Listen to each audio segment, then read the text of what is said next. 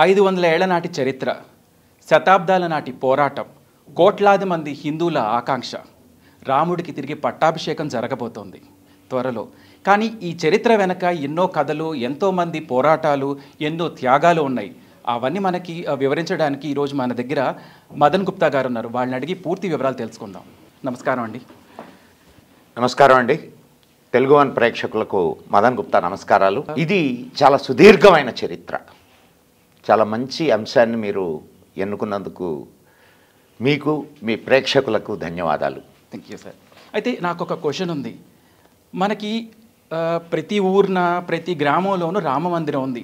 కాకపోతే అయోధ్యలో జరిగే రామ మందిర్కి ఎందుకు ఇంత విశిష్టత, ఎందుకు ఇంత ప్రాధాన్యత? అయోధ్య ఎందుకంటే ఒక్క నిమిషం, ఎందుకంటే చాలా మంది అంటారు రాముడి గడి అంతా ఉంది కదా, ఇక్కడే ఎందుకు కావాలని చాలా మంది క్వశ్చన్స్ చేస్తారు.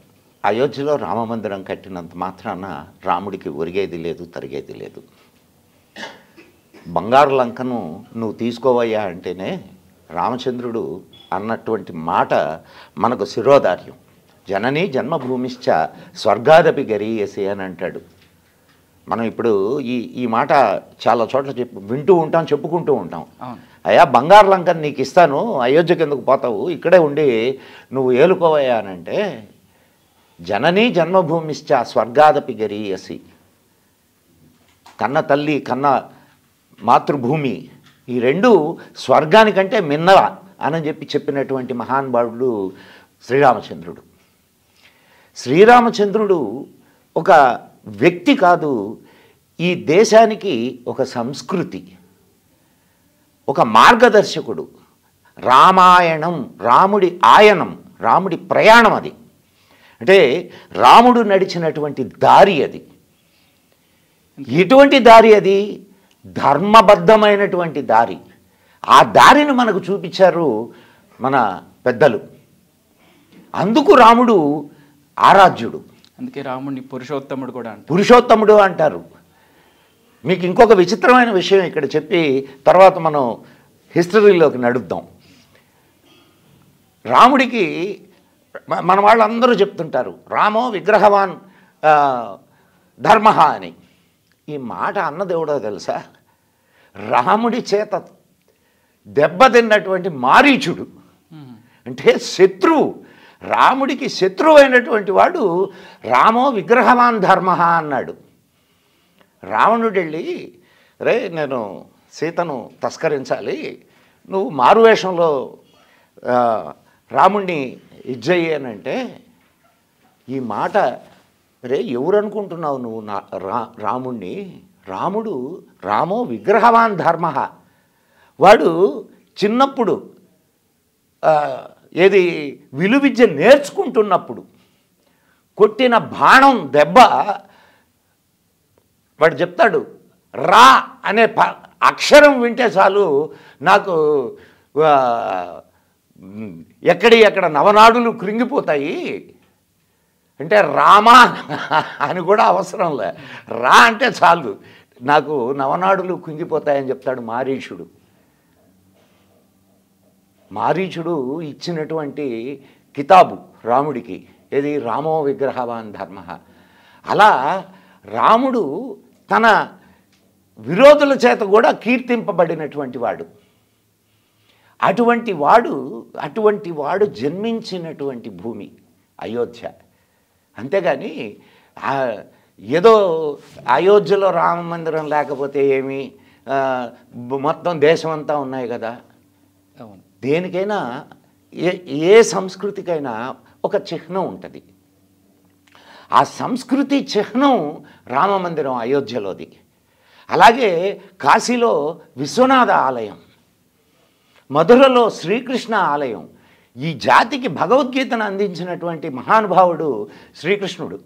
శ్రీకృష్ణ పరమాత్ముడు. ఆయన నోటి నుంచి వెలువడినటువంటి వాణి భగవద్గీత. మరి ఇవి నీ జాతికి చిహ్నాలు కాదా? అటువంటి జాతి చిహ్నాలైన వాటిల్ని వేరే వాళ్ళు వచ్చి ధ్వంసం చేస్తే నీ రాజ్యం సరే. ఆ కాలంలో 1000 ఏళ్ల ముస్లింల పరిపాలన, 200 సంవత్సరాల క్రిస్టియన్ల పరిపాలన జరిగినటువంటి వాళ్ళ పరిపాలనలో అణచివేయబడ్డం, అణగదొక్కబడ్డం నిజమే. కానీ నీకు స్వాతంత్రం వచ్చింది అని చెప్పుకుంటున్న తరువాత కూడా వాటిల్ని విముక్తం చేసుకోలేకపోతే ఇంకా నీ జాతి ఔన్నత్యం ఎక్కడ? నీ జాతి గుర్తింపు ఎక్కడ? ఈరోజు రామాయణం అనేది ఒక్క అయోధ్యలోనో భారతదేశంలోనో జరిగినటువంటి విషయం కాదు. ప్రపంచవ్యాప్తంగా రామాయణం ఉన్నది. అనేక దేశాల వాళ్ళు రామాయణాన్ని తమది అన్నట్టుగా ఇచ్చేస్తారు. సో అటువంటి రాముడిని, మర్యాదా పురుషోత్తముడైనటువంటి రాముడిని, ధర్మానికి ప్రతీక అయినటువంటి రాముడిని గౌరవించుకోవాల్సినటువంటి బాధ్యత మన ధర్మానుసారులైనటువంటి, సనాతన ధర్మానుసారులైనటువంటి వాళ్ళకు లేదా?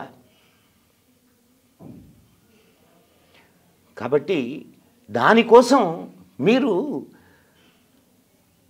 ఒక స్థలం, అది అక్కడ ఇప్పుడు ఆ స్థలం కోసం 500 సంవత్సరాలు పోరాటం జరిగింది. చిన్న విషయమా అది? ఎన్నో యుద్ధాలు జరిగినాయి, పోరాటాలు జరిగినాయి, ఎంతోమంది ప్రాణత్యాగం చేశారు. ఎందుకు చేశారు? ఎందుకు చేశారు అని అంటే అది తమ సంస్కృతిని నిలుపుకోవడానికి చేసిన పోరాటం, అంతేగాని రామ జన్మభూమి కోసమో రాముడి కోసమో చేసిన పోరాటం కాదు. రాముడిని అక్కడ ఎందుకంటే ఈ వివాదాలు కానీ ఈ చర్చలు, ఈ కోర్టు అంశాలు, అలాగే ఎంతోమంది పోరాటాలు, అక్కడ కూల్చివేతలు, ఇవన్నీ చూసి చాలామంది ఏంటంటే ఏదో అక్కడ ఒక స్థలం కోసం కొట్టుకోవటం కానీ, లేకపోతే ఆధిపత్య పోరాటం కానీ, లేకపోతే ఉనికిని చాటుకోవటం కోసం జరిగిన ఒక యుద్ధంగా చాలామంది పోర్ట్రేట్ చేస్తున్నారు. కానీ అసలు అక్కడ ముందు జరిగింది ఏంటో చాలామందికి తెలియదు. అక్కడ ఒక స్థలం కాదండి, మీకు ఇందాక నుంచి నేను చెప్తున్నది అదే. అది ఒక స్థలం కాదు, అది ఒక స్వాభిమానానికి చిహ్నం. అది మన సంస్కృతికి చిహ్నం, మన ధర్మానికి చిహ్నం. అటువంటి చిహ్నాన్ని నువ్వు వదులుకోవడానికి ఇప్పుడు 500 సంవత్సరాల నుంచి ఇన్ని వేల మంది, ఇన్ని లక్షల మంది పోరాడారు అని అంటే ఎందుకు పోరాడుంటారు? అంత తెలివి తక్కువ వాళ్ళ హిందువులు తెలివి తక్కువ వాళ్ళు కాదు కదా. హిందువులు ఇన్ని సంవత్సరాల నుంచి పోరాడుతూనే 500 సంవత్సరాల క్రితం కూడా హిందువులు బానిసలుగానే ఉన్నారు, అప్పుడు కూడా పోరాడారు. స్వాతంత్ర్యం వచ్చిన తర్వాత పోరాడడం కాదు, స్వాతంత్రం రాకముందు కూడా. స్వాతంత్రం వచ్చి మనకి 70 ఏళ్ళు 500 సంవత్సరాల నుంచి పోరాడుతున్నారంటే దేనికోసం పోరాడుతున్నారు? తమ ధర్మం కోసం పోరాడుతున్నారు. తమ ధర్మ చిహ్నాలైనటువంటి రామ జన్మభూమి కోసం పోరాడుతున్నారు. అంతేగాని ఏదో ఒక రామ మందిరం, సామాన్యమైన రామ మందిరం కోసం కాదు పోరాడుతుంది. 36,000 దేవాలయాల్ని నేలగూల్చారు ముస్లిం ఇన్వేడర్స్. ప్రధానమైన దేవాలయాల గురించి అడుగుతున్నారు. అది కూడా హిందువులు మెజారిటీ అయినటువంటి ఈ దేశంలో. ఏమండి, హిందువులు మెజారిటీ అయిన దేశం, ఈ దేశంలో ముస్లిములు వాటిని ధ్వంసం చేసి అక్కడ కట్టారన్న దానికి పూర్తి సాక్ష్యాలు ఉన్నాయి. పెద్ద మనసు హిందువులకే ఉండాలా, ముస్లింలకు ఉండకూడదా?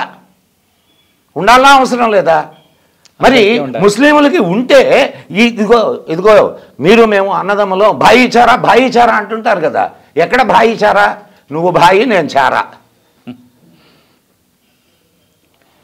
మరి వాళ్ళు సహర్షంగా పిలిచి ఇదిగోయా మా పూర్వీకులు ఏదో ధ్వంసం చేశారు, వీటిల్ని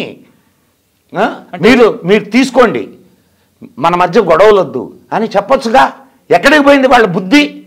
అంటే వాళ్ళ మనసుల్లో మనతోటి సామరస్యంగా ఉండేటటువంటి ఆలోచన లేదు అనేటటువంటి విషయం ఇదొక్కటి చాలు నిరూపించడానికి. అవునా కదా?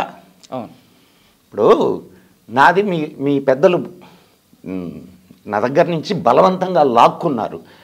సహర్షంగా నేను ఇవ్వలమా? ఏదో దానం ఇచ్చో ఇదైతో నా దగ్గర నుంచి లాక్కున్నారు. సరే, గతం గత. అయ్యా, మా పెద్దలేదో అప్పట్లో తప్పు చేశారు, మనందరం కలిసి ఉండేటటువంటి వాళ్ళం, ఒక చోట ఉండాల్సిన వాళ్ళం, మీరు మీరు తీసుకోండి, మీరు బాధపడొద్దు అని చెప్పేటటువంటి సంస్కారం లేదా? చరిత్ర ఎవరు తెలుసుకోవడానికి ఇష్టపడట్లేదు. కారణం ఏంటంటే చరిత్రలో వాళ్ళను గురించినటువంటి ధ్వంసరచన, వినాశనాలు తప్ప ఇక వేరే ఏం కనిపించవు. చరిత్ర మీరంతా తీస్తే ఆ జాతి పర్టికులర్గా ముస్లిం అనేటటువంటి జాతి ఏదైతే ఉందో అది చేసినటువంటి ధ్వంసరచన, నరహంతక చరిత్ర తప్ప దోపిడీలు, దొంగతనాలు, స్త్రీలను మానభంగాలు ఇవి తప్ప వాళ్ళకి వేరే చరిత్ర కనిపించదు. అందుకు చరిత్ర తెలుసుకోవడానికి ఇష్టపడరు. అర్థమవుతుంది. ఇప్పుడు శ్రీరాముడి చరిత్ర అంటే ఉదాహరణకు వచ్చింది కాబట్టి మాట్లాడుకుంటున్నాం. శ్రీరాముడి చరిత్ర అందరూ భక్తితో పారాయణం చేసుకుంటున్నాం, చదువుకుంటున్నాం. చరిత్ర కదండి, అది ఇతిహాసము. శ్రీకృష్ణుడిది మహాభారతం భక్తితో చదువుకుంటున్నాం, పారాయణం చేసుకుంటున్నాం. మరి శ్రీరాముడి చరిత్రను పారాయణం చేసుకునేవాళ్ళు బాబర్ చరిత్రను ఎందుకు పారాయణం చేయడం లేదు? వాళ్ళు దేవుళ్ళు గారు. మీరు రామాయణం అంతా చూస్తే శ్రీరామచంద్రుడు దేవుడు అనేటటువంటి విషయం లేనే లేదు. ఒక పరిపూర్ణమైనటువంటి మానవుడుగానే ఆయన బాధపడ్డాడు, దుఃఖపడ్డాడు, కష్టాలు పడ్డాడు, తన వీరత్వాన్ని చూపించాడు, ధర్మం కోసం నిలబడ్డాడు తప్ప ఎక్కడ ఆయన శ్రీ మహావిష్ణువు అవతారంగా చెప్పబడలేదు. మార్గదర్శకుడు. నువ్వు ఎన్ని కష్టాలు పడినా నీ ధర్మాన్ని నువ్వు నిలబెట్టుకోవాలి అని చెప్పినటువంటి ఆదర్శాన్ని ఇచ్చినటువంటి వాడు రామచంద్రుడు.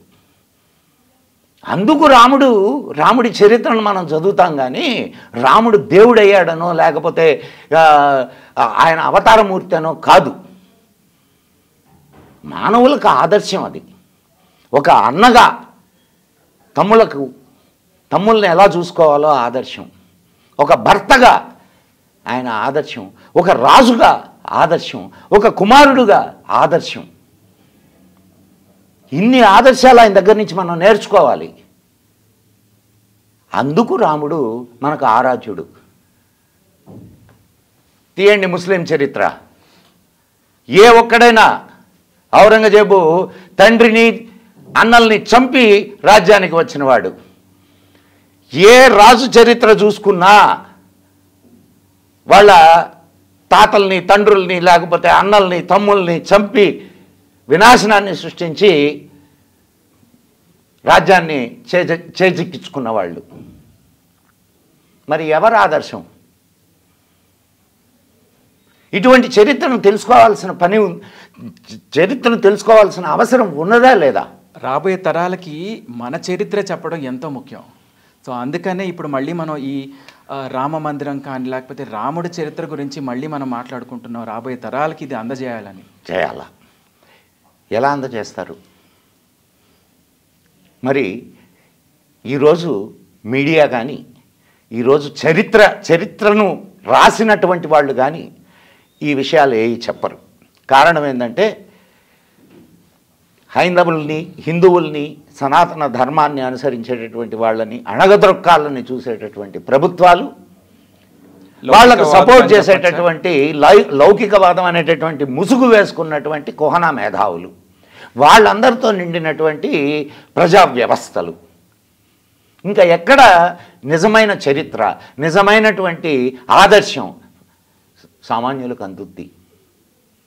ఈ విషయంలో ఖచ్చితంగా మీ తెలుగు వన్ వాళ్ళని అభినందించాలా. ఒక చక్కటి ప్రయత్నం చేస్తున్నారు మీరు. ఇటువంటి మంచి విషయాలని ప్రజలకు అందించేటటువంటి ఈ ప్రయత్నం ఏదైతే ఉందో ఇది నిజంగా అభినందనీయమైనటువంటి ప్రయత్నం. పోతే మనం ఇప్పుడు అసలు దీన్ని ఎవరు ఇప్పుడు అసలు ఏంటి ఈ ఈ గొడవ ఏంటి, ఈ గొడవ కారణం ఏంటి, దీని పుట్టుపూర్వోత్తరాలు ఏంటి అనేది మనం కొంచెం 500 సంవత్సరాల సుదీర్ఘ చరిత్ర ఇది, అయినా తెలుసుకోవాలి. తెలుసుకున్నప్పుడు మాత్రమే మనం మన పూర్వీకులు చేసినటువంటి త్యాగాలు, మన తోపాటి వాళ్ళు ఎప్పుడో పూర్వీకులు చేయడం కాకుండా మన తోటి వాళ్ళు అనేక మంది ప్రాణాలను పోగొట్టుకున్నారు. ఈ విషయాలన్నీ మన ప్రజలకు తెలియాలి. తెలిసినప్పుడే అక్కడ ఉన్నటువంటి ఆ ఆలయం యొక్క విలువ, గొప్పతనం, మనం పోరాడి సాధించుకున్నాం అనేటటువంటి గర్వంతో కూడిన ఒక స్వాభిమానం, ఇవన్నీ ధర్మాన్ని అనుసరించే వాళ్ళకి కలుగుతాయి. అది మీరు చేస్తున్నారు, చాలా సంతోషకరమైన విషయం. Thank you sir. ఎందుకంటే ఇప్పుడు చాలామందికి గత 40 ఏళ్ళు 50 ఏళ్ళు మధ్యలో జరిగిన సంఘటనలు మాత్రమే తెలుసు, కానీ అంతకు పూర్వం సంగతి కానీ లేకపోతే మనం ఇందాక మాట్లాడినట్టుగా 500 ఏళ్ల క్రితం జరిగింది కానీ ఎవరు మాట్లాడుకోవట్లేదు, ఎక్కడా ఎవరు చెప్పట్లేదు. కేవలం ఈ గత 50-40 ఏళ్ల గురించి, అక్కడ మస్జిద్ డిమాన్స్ట్రేషన్ గురించి కానీ లేకపోతే రామ మందిర పోరాటం, కోర్టు కేసులు, ఇంతవరకు మాత్రమే చర్చలో జరుగుతోంది. కానీ ఇంతకు పూర్వం అసలు ఏం జరిగింది, ఎప్పటి నుంచి ఈ మనకి ఫైట్ స్టార్ట్ అయింది, మన ఉనికి కోసం మన వాళ్ళు ఎప్పటి నుంచి పోరాడుతున్నారు, ఇది తెలుసుకోవడం చాలా అవసరం ఇప్పటి తరానికి కానీ రాబోయే తరానికి కూడా. చాలా నిజమైనటువంటి విషయాన్ని మీరు అడిగారు. శ్రీరాముడు రామాయణ కాలం నాటివాడు. సరే, రామాయణ కాలం మీద అనేక మందికి అనేక రకాలైనటువంటి విభేదాలు ఉన్నాయి, దాన్ని అటు ప్రక్కన పెడదాం. ప్రక్కన పెడితే రామాయణంలో మనకు కనిపించేటటువంటి ఊళ్ళు కానివ్వండి, ప్రదేశాలు కానివ్వండి, అవి ఈనాటికి ఉన్నాయి. ఆయా ప్రదేశాల్లో ఇంకా ఎక్కడికో ఎందుకు మనం ఏదో చాలా దీనికి వెళ్లకుండా, ఇప్పుడు రాజస్థాన్ ముఖ్యమంత్రిగా ఉన్నారు, ఆమె పేరు దియా కుమారి. విన్నారా పేరు? దియా కుమారి. ఆమె మొన్న రామ మందిరం కోర్టులో వాద వివాదాలు జరిగేటప్పుడు ఆమె ఒక స్టేట్మెంట్ ఇచ్చింది. ఏమిటో తెలుసా? మేము రాముడి వారసులం అని స్టేట్మెంట్ ఇచ్చింది. మేము రాముడి వారసులు అని చెప్పడానికి కావాల్సినటువంటి సాక్ష్యాధారాలు మా దగ్గర ఉన్నాయి. మా ప్రతి తరంలో పుట్టినటువంటి వాళ్ళ పేర్లు ఇవన్నీ కూడా మేము దాన్ని నోటిఫై చేస్తాము. ఆ గ్రంథం అంటే మా వంశావళి, ఫ్యామిలీ హిస్టరీ ఈనాటికి ఉంది అని చెప్పి ఆమె ఫ్యామిలీ హిస్టరీని చూపించింది. ఇప్పుడు చెప్పండి నాకు, రాముడు చారిత్రక పురుషుడా, కాల్పనిక పురుషుడా? రాముడి వారసులు మేము వారసులం అని చెప్పుకుంటుంటే రాముడు చారిత్రక పురుషుడు కాకుండా కాల్పనిక పురుషుడు ఎట్లా అవుతాడు? ఈ వాటికి ఆ వాదనకి వెళ్ళాలంటే మనం ఇంకొకసారి మాట్లాడుతున్నాం అసలు రామాయణం. సో నేను ఇక్కడ మీకు నేను చెప్పదలుచుకున్నది ఏంటంటే, రాముడి వారసులు ఈనాటికి ఉన్నారు. రాముడి వారసులు ఈనాటికి ఉన్నారు అని అంటే రాముడి చిహ్నాలు కూడా ఈనాటికి ఉన్నట్లయినా కాదా? ఉండి తీరాలి కదా. సో రాముడు పుట్టినటువంటి ప్రదేశం ఏదైతే ఉందో అది అయోధ్య, అందరికీ తెలిసిన విషయం. అయోధ్యలో రామ మందిరం ఉండింది అని చెప్పి వేరే చెప్పాలనా? ఆయన సొంతూరు. మీ సొంతూరులో మీ ఇల్లు ఉందని, మీ ఇల్లు ఉంది, ఏవో వాళ్ళ జ్ఞాపకాలు, వాళ్ళ చిహ్నాలు ఉంటారు కదా. సో అక్కడ ఆలయం ఉంది అనేది సరే. ఏం జరిగింది? ఎప్పుడైతే ఈ తురక ఇన్వేడర్స్, ముస్లిం ఇన్వేడర్స్, ఆక్రమణదారులు భారతదేశం మీదకి ఆక్రమణలు చేసి ఇక్కడ ఉన్నటువంటి సంస్కృతిని, ఇక్కడ ఉన్నటువంటి ఆలయాల్ని ఎందుకు పడగొట్టారు, ఎందుకు దోచుకున్నారు అని అంటే 2 కారణాలు. ఒకటి, ఆలయాల్లో అత్యధికమైనటువంటి సంపద ఉండడం ఒక కారణం. రెండవది, వాళ్ళ మత గ్రంథం ఏదైతే ఉందో అది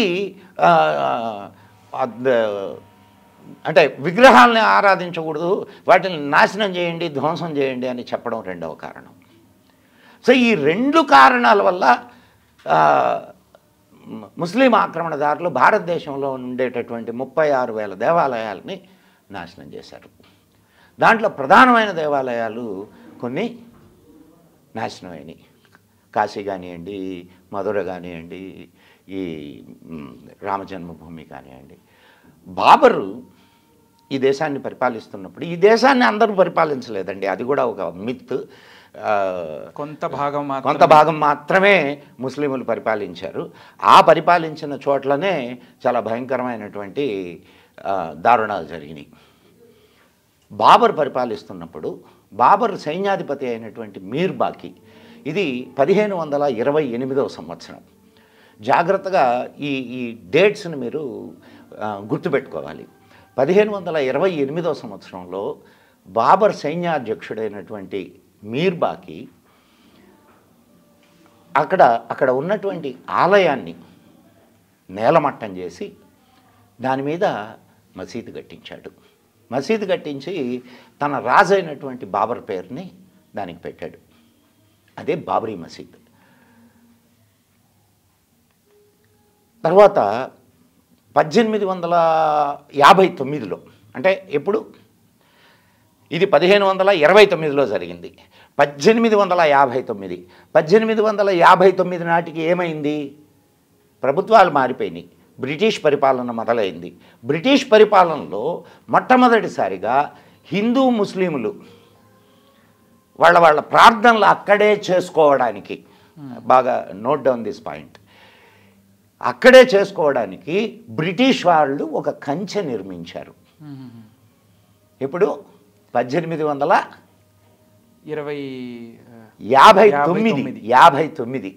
అంటే 325 ఏళ్ల తర్వాత. అంటే ఎందుకు నిర్మించారు కంచె? ఎందుకు నిర్మించారు అంటే వాళ్ళు నిరంతరం, అంటే 300 సంవత్సరాల నుంచి కూడా దీని మీద పోరాటం జరుగుతూనే ఉంది. బ్రిటిష్ వాళ్ళు కూడా, మరాఠాలు ఔరంగజేబుకి లేఖలు కూడా వ్రాశారు. అయ్యా, ఇది మా పుణ్యస్థలం మాకు అప్పచెప్పండి అని. ఔరంగజేబు వింటాడు, నాశనం చేసినటువంటి వాడు, మీ పుణ్యస్థలాలను మీకు ఇస్తామని. సరే, అంటే ఒక రికార్డు అది. సో బ్రిటిషర్లు మీకు ఇది ఇచ్చారు. 1855లో ఈ వివాదాస్పద స్థలంలో గోపుర నిర్మాణానికి ఫైజాబాద్ హైకోర్టులో మహంత్ రఘువీర్ దాస్ అనే ఆయన కేసు వేశాడు. అయ్యా, ఇక్కడ మేము ప్రార్థనలు చేసుకుంటున్నాం అంటే బ్రిటిష్ వాళ్ళు కంచె కట్టారు కదా, అప్పుడు ప్రార్థనలు వాళ్ళు చేసుకుంటున్నారు, వీళ్ళు చేసుకుంటున్నారు. మేము ప్రార్థనలు చేసుకుంటున్నాం కదా, మేము గోపురం కట్టుకుంటాం ఇక్కడ అని బ్రిటిష్ వాళ్ళ కోర్టులో కేసు పెట్టారు. అప్పుడు బ్రిటిష్ వాళ్ళే కదా. రఘువీర్ దాస్, మహంత్ రఘువీర్ దాస్ అనే ఆయన కేసేశాడు. కేసేస్తే కోర్టు తిరస్కరించింది, ఫైజాబాద్ హైకోర్టు తిరస్కరిస్తే, సరే కనీసం మాకు పూజ హక్కైనా కల్పించమని 1850లో పూజ హక్కు కల్పించాలని ఫైజాబాద్ కోర్టులో మళ్ళా కేసు వేశారు. అంటే ఆ టైంలో అక్కడ స్థలంలో ఏదన్నా మళ్ళీ మసీదులు ఉన్నాయి కదా, మరి పూజ ఎక్కడ చేసుకునేవాళ్ళు? అంటే ఎక్కడ చేయటానికి తీసుకున్నారు పర్మిషన్? మీకు మసీదు ఇవి ఉన్నాయి, గుమ్మటాలు ఉన్నాయి. అవును, అది మసీదు. మనకు హిందువులకి ఒక సిస్టమ్ ఉంది. ఇది అంటే మనం దీని గురించి ముందు తెలుసుకునేదానికి ముందు ఆ విషయాన్ని గురించి కూడా మనం తెలుసుకోవాలి. Once it is temple, it is always a temple. దానికి హక్కుదారులు ఎవరు ఉండరు. మీరు ఒక టెంపుల్ని కట్టించారు, ఒక ఆలయాన్ని కట్టించారు, ఆలయంలో ఒక దేవతను ప్రతిష్ట చేశారు. సో ఆ ఆలయం మీద మీకు ఎటువంటి హక్కు లేదు. ఆ మూర్తికి, ఆ దేవతకు మాత్రమే. He is the king of that territory. He is the sole proprietor of that territory. కాబట్టి వాళ్ళు పడగొట్టి ఇది కట్టినా కానీ దానికి అధికారి ఎవరు? అక్కడ ఉన్న దేవుడు. సో వన్స్ అక్కడ ప్రాణప్రతిష్ఠ జరిగింది కాబట్టి దానికి దేవుడు అధికారి. సో మళ్ళా కేసు వేశారు. 1950లో ఈ కేసుకు కొనసాగింపుకు అక్కడ విగ్రహాలు ఉంచేందుకు కేసు ఫైల్ చేసిన పరమహంస రామచంద్రదాస్ అనే ఆయన, అయ్యా మేము అక్కడ విగ్రహాలు పెట్టుకుంటాం, అయ్యా మాకు అనుమతి ఇవ్వండి అని చెప్పి మళ్ళీ కేసేసాడు. అంటే ఎన్ని కేసులు జరిగినాయో చూడండి. తర్వాత 1950లో నిర్మోహి అఖాడా వాళ్ళు ఆ స్థలాన్ని మాకు అప్పగించండి అని మళ్ళా కేసేశారు. 1981లో స్థలం మాకు అప్పగించాలి అని చెప్పి యూపీ సున్నీ వక్ఫ్ బోర్డు, సెంట్రల్ వక్ఫ్ బోర్డు మళ్ళా కేసేసింది. అంటే వివాదాలు ఎన్ని సంవత్సరాల నుంచి ఎంతమంది పోరాడుతున్నారో మీకు తెలియడానికి మాత్రమే నేను ఈ సంవత్సరాల ఇది చెప్తున్నా. 1989 ఆగస్టు 14 ఈ వివాదాస్పద నిర్మాణం విషయంలో యథాతథ స్థితి కొనసాగించాలి అని అలహాబాద్ హైకోర్టు ఆదేశించింది. అంటే అంతకుముందు ఎలా ఉందో ఇప్పుడు కూడా ఇంకా అదే కంటిన్యూ చేయాలా అని. సో ఇప్పుడు ఒక్క నిమిషం అండి, ఇప్పటి వరకు మరి వివాదాస్పద స్థలం ఏదైతే ఉందో అది ఎవరి హక్కులో ఉండేది, అంటే ఎవరి కంట్రోల్లో ఉండేది? అదే కదా వివాదం అంట. ఇప్పుడు వివాదం అంటే మాకు కావాలి అంటున్నారు, కానీ అప్పటి వరకు ఎవరి దగ్గర ఉంది? అది వక్ఫ్ బోర్డు ఆధీనంలోనే ఉంది. కానీ అక్కడ ఎటువంటి ప్రార్థనలు ఏం జరగట్లేదు. బ్రిటిష్ టైంలో కంచిగట్టి ప్రార్థనలు చేసుకోమన్నది, ఆ తర్వాత ప్రార్థనలు జరగట్లేదు. సో వక్ఫ్ బోర్డు అధీనంలోనే ఉంది, కానీ దాని మీద ఎవరికి హక్కు కానీ ప్రార్థనలు కానీ జరగడం లేదు. అట్లా సంవత్సరాలు దాని మీద కేసులు పడతానే ఉన్నాయి. అట్లాగే 1992 డిసెంబర్ 16న జస్టిస్ లిబర్హాన్ నేతృత్వంలో, లిబర్హాన్ కమిటీ అంటారు దాన్ని, లిబర్హాన్ నేతృత్వంలో ఒక కమిషన్ ఏర్పాటు చేశారు పివి నరసింహారావు ప్రభుత్వం. అప్పటికే అక్కడ బాలరాముడు వెలిసి ఉన్నాడు. ఇది మీరు వినాల. అంటే మేము ఇప్పుడు బాలరాముడు చూడలేదు, వినలేదు. అది 1956లో అక్కడ బాలరాముడి విగ్రహం కనిపించింది.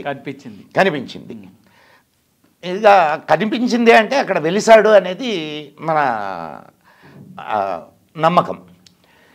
అప్పుడు అక్కడ ఉన్నటువంటి అఖాడాలు అయితే ఏమిటి, అక్కడ ఉన్న రామభక్తులు అండ్ ప్రత్యేకంగా మన యోగి ఆదిత్యనాథ్ గారి గురువు గారు వారు వీళ్ళందరూ కలిసి పోరాటానికి సిద్ధపడ్డారు. అంటే ఏదో 1528లో మొదలైనటువంటి ఈ పోరాటము ఎక్కడి దాకా వచ్చిందో చూడండి. పోరాటం మొదలైంది. ఇక గవర్నమెంట్లు వాటి మీద చర్యలు తీసుకోవడం మొదలుపెట్టినాయి. అసలు ఏమిటి ఈ వివాదం అనేది తేల్చమని లిబర్హాన్ కమిషన్ అని ఒక కమిషన్ వేసింది పివి నరసింహారావు గవర్నమెంట్. ఎప్పుడు 1991లో. తర్వాత 1993లో ఏప్రిల్ 3వ తారీఖున వివాదాస్పద స్థలంలో కొంత భాగాన్ని స్వాధీనం చేసుకునేందుకు కేంద్రం చట్టం తెచ్చింది. అంటే కేంద్రం స్వాధీనం చేసుకుంది. కేంద్రం స్వాధీనం చేసుకుంది కొంత భాగాన్ని, చట్టం తీసుకొని వచ్చింది. 1993లో చట్టాన్ని సవాల్ చేస్తూ అలహాబాద్ హైకోర్టులో అనేక రిట్ పిటిషన్లు దాఖలైనాయి. ఇప్పుడు పిల్లిపోరు ఏదో ఉంది కదా, అట పిట్ట తీర్చిందని, పిట్టపోరు పిల్లి తీర్చిందని సామెత. అట్లా వీళ్ళిద్దరు కొట్టుకుంటుంటే గవర్నమెంట్ స్థలాన్ని ఆక్యుపై చేసుకుంది. ఇది ఆక్యుపై చేసుకోవడం తప్పు, కరెక్ట్ కాదని చెప్పి మళ్ళా దాని మీద కోర్టులో కేసులు వేశారు. 1994 అక్టోబర్ 4వ తారీఖున మసీద్ అన్నది ఇస్లాంలో భాగం కాదు అన్నది ఇస్మాయిల్ ఫరూకీ కేసులో చారిత్రాత్మకమైన తీర్పు చెప్పింది సుప్రీంకోర్టు. ఎప్పుడు జరిగింది ఇది? 1994లో 1994లో ఏం చెప్పారు? సుప్రీంకోర్టు ఏం తీర్పిచ్చింది అని అంటే, మసీదు అనేది ఇస్లాం మతంలో ఒక పర్మనెంట్ స్ట్రక్చర్ కాదు. ఎలాగైతే హిందూ మతంలో దేవాలయం అని అంటే ఇంకా అది పర్మనెంట్. ఎందుకు? దానికి ఒక ఓనర్ ఉన్నాడు. హీ ఈజ్ ద అంటే ఆ గాడ్ ఎవరైతే ఉన్నారో అతను దానికి owner. A permanent structure. It is forever. దేవుడి పేరుతో నిర్మించబడినటువంటి ఆలయం ఎన్నటికీ దేవాలయమే. దాన్ని పడగొట్టినా దేవాలయమే. ఎందుకంటే అక్కడ పూజ కార్యక్రమాలు కానీ రకరకాల జరిగినా జరగకపోయినా ఆలయం ఎప్పటికైనా సరే ఆ స్థలం ఆ స్వామిదే. కానీ ఇస్లాంలో అలా కాదు. ఇస్లాంలో ఆ స్థలము ఇట్స్ నాట్ ఫర్ అంటే పర్మనెంట్ స్ట్రక్చర్ కాదు. మీకు దానికి ఇంకా ఒక మంచి ఉదాహరణ, సౌదీ అరేబియాలో మహమ్మద్ ప్రవక్త ప్రార్థన చేసినటువంటి మసీదుని కూలగొట్టి రోడ్డు వేశారు. అవును. సో దీన్ని బట్టి మనం అర్థం చేసుకోవాల్సినటువంటి విషయం ఏంటి? మసీద్ అనేది అది ఎంత ఇప్పుడు మహమ్మద్ ప్రవక్తనే ఇప్పుడు ఇస్లాం అంతా కూడా ఆరాధ్యుడిగా కొలిచేటటువంటి మహమ్మద్ ప్రవక్త ప్రార్థన చేసిన స్థలమే పవిత్రమైనది కానప్పుడు ఇక్కడ ఎవడో మీర్ బాకీగాడు బాబర్ పేరుతో కట్టించినటువంటి మసీదు పవిత్రమైందట్టు అవుద్ది. అదొక ప్రార్థనా స్థలం. ఇప్పుడు అట్లాగైతే వీళ్ళు రోడ్లలో ప్రార్థన చేస్తున్నారు, ఈ రోడ్డు మాదే అంటే. సో ఎగ్జిస్టెన్స్ ఆఫ్ మసీద్ in Islam is not a permanent structure అని కోర్టు తీర్పిచ్చింది, సుప్రీంకోర్టు. ఇక 1997లో సెప్టెంబర్, మీ అందరికీ తెలిసినటువంటి విషయమే, ఎల్కే అద్వానీ గారు, మురళీ మనోహర్ జోషి, కళ్యాణ్ సింగ్ వీళ్ళందరూ దేశవ్యాప్తంగా రామజన్మభూమికి గురించి పోరాటం మొదలుపెట్టారు. చాలా పెద్ద ఎత్తున రామజన్మ తర్వాత దీనికోసం 49 మంది మీద ఒక స్పెషల్ కోర్టులో వీళ్ళ మీద అభియోగాలు దాఖలైనవి. 49 మంది మీద. ఇది హిందూ నాయకులు, బీజేపీ వాళ్ళు, వీళ్ళందరి మీద, బీజేపీ నాయకులు, హిందూ నాయకులు వీళ్ళందరి మీద 49 మంది, ఎల్కే అద్వానీ అండ్ మురళీ మనోహర్ జోషి, కళ్యాణ్ సింగ్ ఇట్లాంటి నాయకుల మీద 49 మంది నాయకుల మీద కేసులు దాఖలైనవి. ప్రత్యేక కోర్టులో విచారణ. 2001లో రామమందిర నిర్మాణానికి 2002 తుది గడువు అని ప్రకటించింది విశ్వ హిందూ పరిషత్. అంటే మీన్ ఇక పీక్స్కి చేరిందనమాట. డూ ఆర్ డై అన్నట్టు. 2002 ఫిబ్రవరి 4న అయోధ్యలో మతపరమైనటువంటి కార్యక్రమాలపైన విధించిన స్టే ఎత్తేయాలి అని చెప్పి మళ్ళా సుప్రీంకోర్టులో పిటిషన్ దాఖలు చేశారు. అంటే అప్పటికి చాలా ఆంక్షలు విధించారు. అక్కడ నువ్వు ప్రొసెషన్ చేయకూడదు, భజన చేయకూడదు, నువ్వు నీ దేశంలో నీ ధర్మం నీ ఆరాధ్యుడైనటువంటి రాముడు పుట్టిన ప్రదేశంలో నువ్వు భజన చేయకూడదు, నువ్వు ర్యాలీ చేయకూడదు. ఎంతటి దౌర్భాగ్యం హిందువులకి.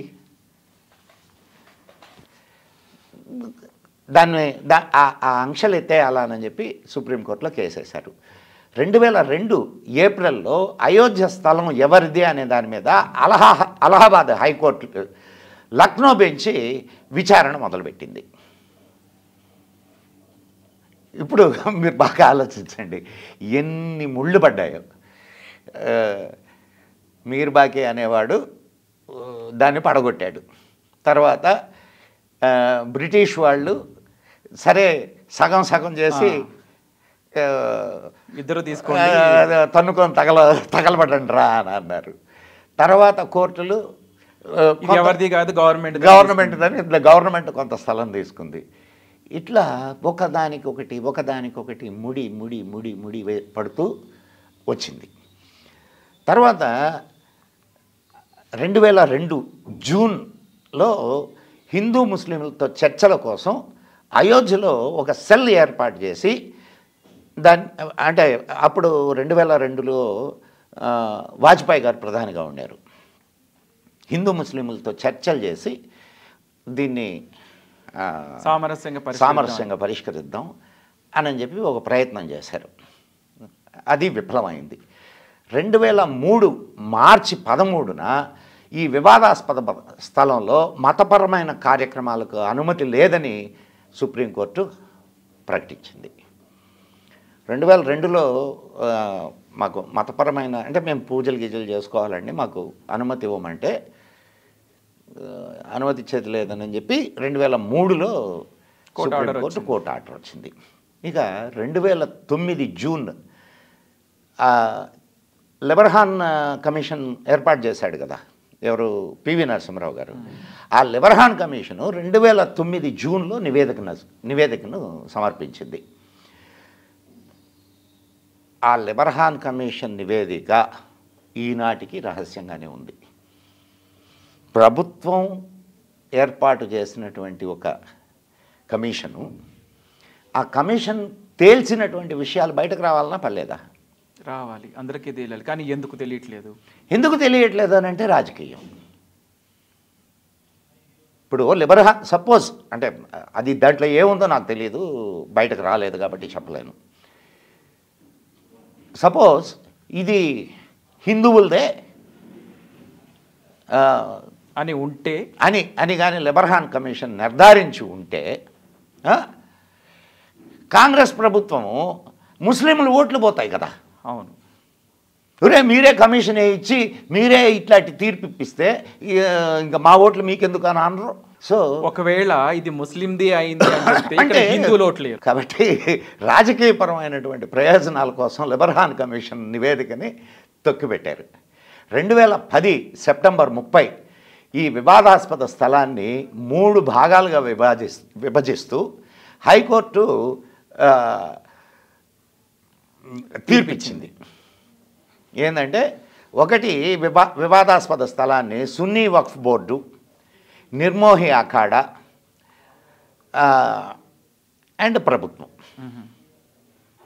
ప్రభుత్వం కొంత భూమి తీసుకుంది కదా, అవును, మిగిలిన భూమిలో 2 ముక్కలు చేసి వీళ్ళదొకటి వాళ్ళదొకటి అని వాళ్ళు నిర్మోహి అఖాడా వాళ్లకు వీళ్ళ మధ్య ఒక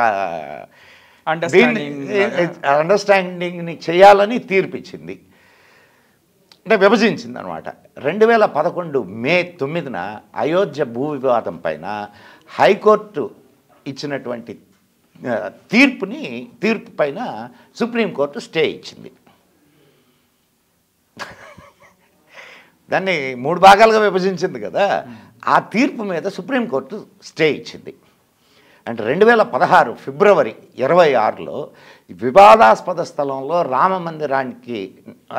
మందిర నిర్మాణానికి అనుమతి కోరుతూ సుప్రీంకోర్టులో సుబ్రహ్మణ్య స్వామి గారు తెలుసు కదా మీకు, సుబ్రహ్మణ్య స్వామి గారు కేసు వేశారు, ఒక పిటిషన్ దాఖలు చేశాడు.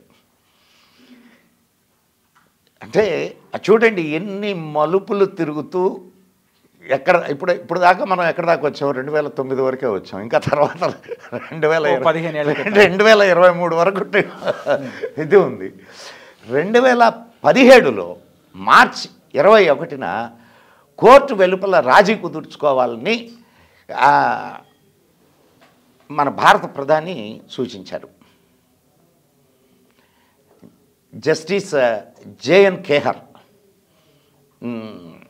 ఇది కోర్టులలో తేలే విషయం కాదు, మీరు బయట వాళ్ళకి సయోధ్య చేయండి అని చెప్పి వాళ్ళని రాజీ చేయమని గైడ్ చేశారు.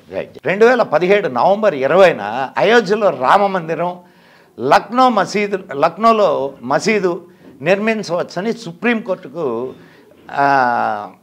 యూపీ షియా సెంట్రల్ వక్ఫ్ బోర్డు ఒకటి ఉంది, అది యా మీరు తీసుకోండి, మాకు లక్నోలో ఒక స్థలం ఇవ్వమని స్థలం ఇవ్వండి అని చెప్పింది. మంచి it's a good this one. కానీ ఇలా వాళ్ళు ఒక అడుగు ముందుకు వేసిన ప్రతిసారి ఇక్కడ ఉన్నటువంటి కమ్యూనిస్టులు వాళ్ళని దారి మారుస్తూ వచ్చారు. అట్లాంటి ఇష్యూస్ చాలా జరిగినాయి. అది తర్వాత మనం అంటే మీకు ఇది ఒక క్రోనాలజికల్ ఆర్డర్లో మీకు సంవత్సరాల వైజ్గా కేసుల గురించి మాత్రమే చెప్తున్నా నేను.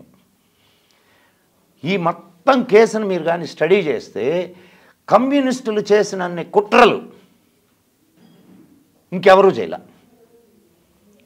వాళ్ళు భారతదేశాన్ని నాశనం చేయడానికే కాకుండా హిందువులను అణచడానికి, ముస్లింల మధ్య హిందువుల మధ్య తగాదాలు పెట్టడానికి ప్రధానమైనటువంటి కారణం ఎవరైనా ఉన్నారంటే వాళ్ళు కమ్యూనిస్టులు, కమ్యూనిస్టు చరిత్రకారులు.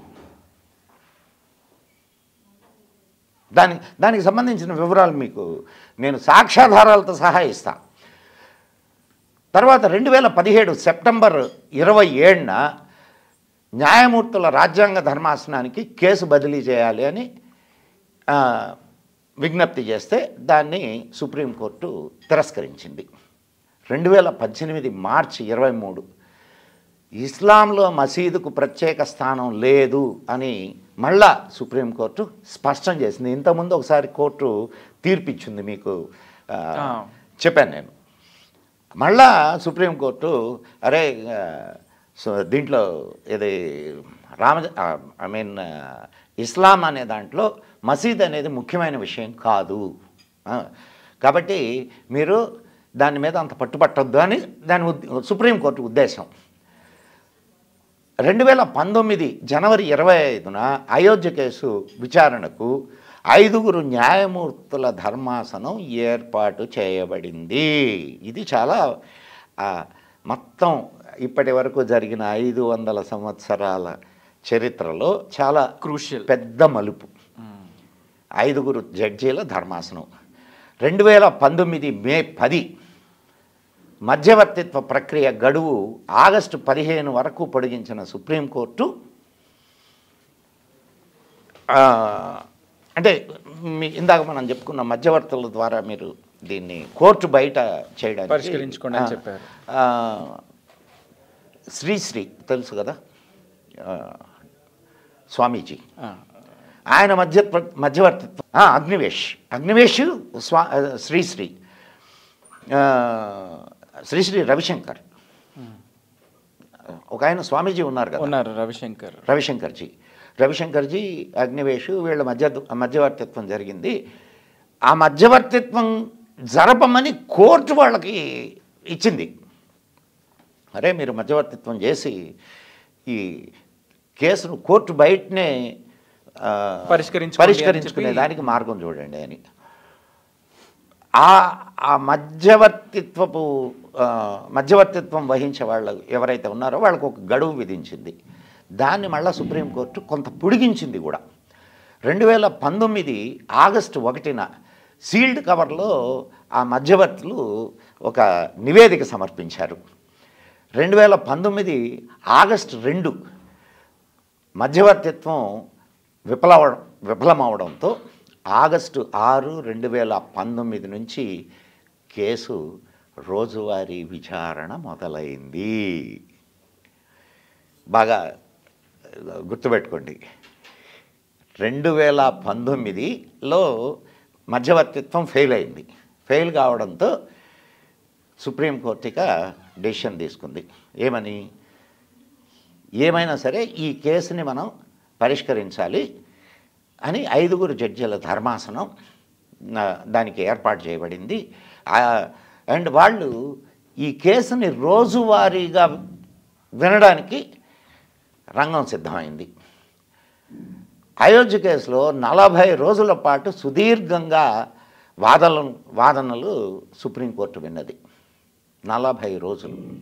2019 సెప్టెంబర్ 16 అత్యున్నత న్యాయస్థానంలో విచారణ ముగిసింది. 2019 సెప్టెంబర్ 16లో దాని విచారణ ముగిసింది. అంటే విచారణ ముగిస్తే ఇంకేంటి, ఫైనల్ జడ్జిమెంట్ జడ్జిమెంట్ రావాలా. 2019 నవంబర్ 9న అయోధ్యలో వివాదాస్పద రామజన్మభూమి బాబ్రీ మసీదు కేసులో తుది తీర్పు ఇచ్చింది. 1528వ సంవత్సరంలోని వివాదం ఎప్పుడు ముగిసింది? 2019లో ముగిసింది. దీని మధ్యలో ఇంకా చాలా జరిగినాయి, చాలా కుట్రలు కుతంత్రాలు, ఎన్ని రకాలుగా ఈ సమస్యని ముడివేస్తూ వెళ్ళాలో అన్ని ఘర్షణలు అనుకోవచ్చు, అన్ని రకాలుగా ఎస్ ప్రాణత్యాగాలు జరిగినాయి. అవన్నీ మనం చెప్పుకుందాం. ఎందుకనంటే ఈ సమయంలో చెప్పుకోవాలి. ఎంతోమంది ప్రాణత్యాగం చేస్తే మనకు ఈరోజు కోర్టు తీర్పు వల్ల వచ్చింది ఓకే, కానీ కోర్టు తీర్పు వల్ల వచ్చిందని దానికోసం ప్రాణాలు వదిలినటువంటి ఆ త్యాగధనుల్ని మర్చిపోతామా మనం? ఎంతమందిని నిర్దాక్షిణ్యంగా కాల్చి చంపారో మనం తర్వాత ఎపిసోడ్స్లో మనం చెప్పుకుందాం. సో ఇది 1528 నుంచి 2019 దాకా జరిగినటువంటి రామజన్మభూమి కేసులు, తగాదాలు, కోర్టులు, ఈ మధ్యలో జరిగినటువంటి విషయాలని మళ్ళా మనం అంటే ఒక క్రోనలాజికల్ ఆర్డర్ అందరికీ తెలియాలి అనేటటువంటి ఉద్దేశంతో మీకు అయితే 2019లో కోర్టు ఫైనల్ జడ్జిమెంట్ ఇచ్చింది, అక్కడ మందిరం నిర్మాణం చేసుకోవచ్చు. దానికి ముందు చాలా జరిగినాయి. దానికి ముందు జరిగినటువంటి అక్కడ ఏఎస్ఐ సర్వే జరిగింది, ఆర్కియాలజికల్ డిపార్ట్మెంట్ ఆఫ్ ఇండియా వాళ్ళ సర్వే జరిగింది. దాంట్లో ఒక అంటే మొత్తం ఒక అంటే 1/3 పీపుల్ ముస్లిమ్స్ని పెట్టారు. ఏది ఆ సర్వే చేసేటటువంటి వాళ్ళల్లో హిందువులే కాకుండా హిందువులే ఉండాలి, మళ్ళా మీ వాళ్ళు మీరే చెప్పుకున్నారు, మీరే కమిటీ ఏర్పాటు చేసుకున్నారు, మీరే చేశారు అనకుండా వాళ్ళు ముస్లింలని 1/3 పీపుల్ని ముస్లింలని పెట్టారు. వాళ్ళు కూడా ఇవన్నీ చూశారు. అవన్నీ మనం తర్వాత వివరిస్తాను. ఎందుకనంటే ఇది 500 సంవత్సరాల చరిత్ర ఒక అరగంటలో మనం చెప్పుకోలేము. దీని ఫైనల్ జడ్జిమెంట్ గురించి మనం మాట్లాడుకుంటే దాంట్లో ఇంకేదన్నా అంటే మనకి కండిషనల్స్ ఇచ్చారా, లేకపోతే అన్కండిషన్ ఇచ్చేసారు? ఇప్పుడు మొత్తం భూమిని గవర్నమెంట్ని స్వాధీనం చేసుకోమన్నారు. స్వాధీనం చేసి రామ జన్మభూమి ట్రస్ట్కి ఇవ్వమన్నారు. రామ జన్మభూమి ట్రస్ట్ అనేది ఒకదాన్ని ఏర్పాటు చేసి గవర్నమెంట్ దాని పర్యవేక్షణలోనే ఆ భూమిని వాళ్ళకి అప్పచెప్పాలా అని. డబ్బులు హిందువుల యొక్క స్వాభిమానం ఎక్కడుంటుందో చూడండి. గవర్నమెంటు డబ్బులు ఇవ్వాలి అని అంటే హిందూ సంస్థలు వ్యతిరేకించినాయి. ఆ స్థలం గవర్నమెంట్ నుంచి కొనుక్కోవాలి అని చెప్పింది. మా దేవస్థానాన్ని మేము కట్టుకుంటాం, ఇక్కడ ప్రతి వాడి దగ్గర 10 రూపాయలు 5 రూపాయలు చందాలు వసూలు చేసి అద్భుతమైన భవ్యమైన రామ మందిరాన్ని నిర్మాణం చేస్తున్నారు. అది హిందువుల స్వాభిమానం. ప్రతిదానికి గవర్నమెంట్ డబ్బులు ఇవ్వాలి, అడుక్కు తినేటటువంటి వ్యవహారం కాదు. స్వాభిమానం కలిగినటువంటి జాతి హిందూ జాతి. సో దూరంగా వక్ఫ్ బోర్డుకి 5 ఎకరాల స్థలాన్ని ఇచ్చారు. ఈ స్థలాన్ని పూర్తిగా రామమందిరం ట్రస్ట్కి ఇవ్వడం జరిగింది. రేపు 22వ తారీఖు జనవరి 22వ తారీఖు భవ్యమైనటువంటి రామ మందిరాన్ని మళ్ళీ మన రాముడిని మనం ఆయన జన్మభూమిలో మనం చూసుకునేదానికి అవకాశం దొరుకుతుంది. అక్కడ శిలాన్యాసాన్ని కూడా గౌరవ ప్రధాని మోడీ గారు చేశారు.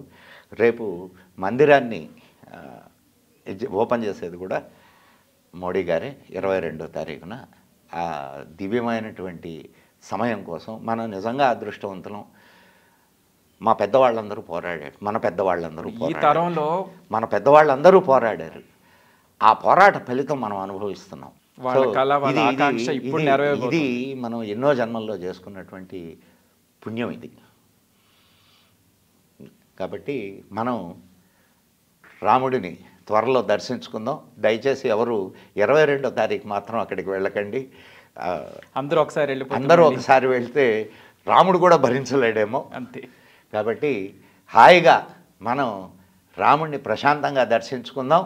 రామ మందిరాన్ని మనం ఆ భవ్యమైనటువంటి రామ మందిరాన్ని చూసి గర్వపడదాం, ఆనందిద్దాం. నమస్కారం మిత్రులారా, మీ మదన్ గుప్తా. ఇప్పటివరకు మనం రామ జన్మభూమి, రామ మందిరం వెనుకున్న వివాదం, అలాగే 500 ఏళ్ల నాటి చరిత్ర, వందల సంవత్సరాల నుంచి మనకి కోర్టు వివాదాలు ఇప్పుడన్నీ మనం చూసాం. కాకపోతే ఇంకా మనం తెలుసుకోవాల్సిన చాలా ఉంది. అవన్నీ మనం రాబోయే ఎపిసోడ్లో ఇంకా విపులంగా తెలుసుకునే ప్రయత్నం చేద్దాం.